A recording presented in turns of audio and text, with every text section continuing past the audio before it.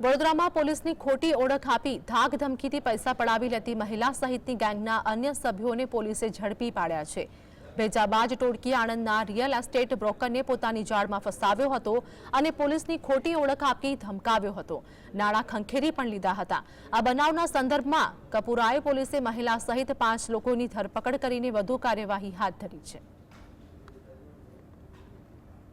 કપુરા police station વિસ્તારમાં આણંદના રહેવાસી એક જે રિયલ એસ્ટેટ એજન્ટ છે તેમને ફેસબુકથી એક છોકરીનો કોન્ટેક્ટ કરવામાં આવ્યો હતો અને તેને પ્રોપર્ટી બતાવવા માટે તેઓ આ વિસ્તારમાં આવેલ હતા।